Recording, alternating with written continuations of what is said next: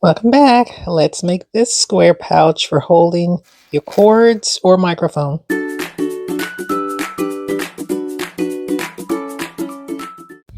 Okay, so this is a list of everything you're going to need, and I forgot to add binding here for the edges, but you're going to need that as well. First, you're going to need a 7.5 by 7.5 piece of fabric. This is a great way to get rid of some of those fabric scraps you have in your sewing room, so don't be stingy. Use them for something fun. You'll also need an 11-inch zipper strip. You'll need the zipper pull. You'll also need some sewing clips, and not shown here is the binding I mentioned earlier.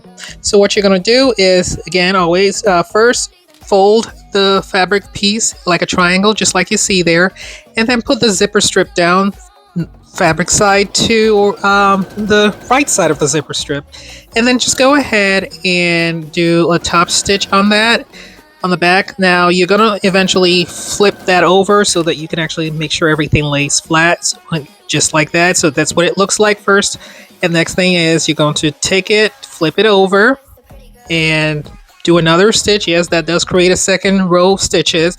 I do want to mention, for those who are new here, I typically use black thread, and that is to ensure that people who are doing this or who decide to sew this project can actually see the thread I'm using, and it makes it more visible and more relatable. So this is what it looks like. That's intentional. I have purple thread, I just don't use it. Now for putting the zipper pull in there. Now this takes a little bit of time. This video is sped up, and I had quite a few tries, so just keep going until you get it right. And you're just going to put the pull in there. Next, you're going to flip it inside out. Remember to leave an opening because you're going to need that.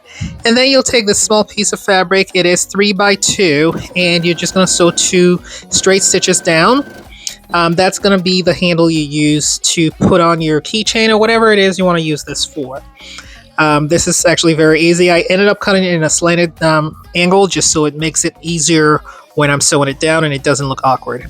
So now you're going to go back to that piece that you just did, the pouch itself, and you're going to fold it just like you see here on the screen, and put in that pull that you just cut with the angle. If you see that, I might have done that too fast, but it's right there. And then go ahead and use a sewing clip. Just put that down there to hold it in place and sew around. You're almost done. You're doing a great job, so just keep going. Get rid of any frayed ends. This is why you need the binding at the ends. If you don't want to do binding, you can also use your pinking shears. I'm a fan of pinking shears for this one. I just happen to have the extra strip of binding at home that I had already ironed down, so I figured, hey, why not use it?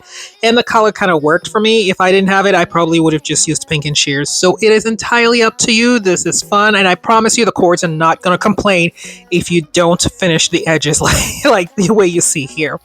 Once done, this project is pretty much done. You can iron it to fold it down, and there I am trying to get rid of all the evidence with black threads, which just basically means at some point I probably ended up using my seam ripper, but we're not going to talk about that.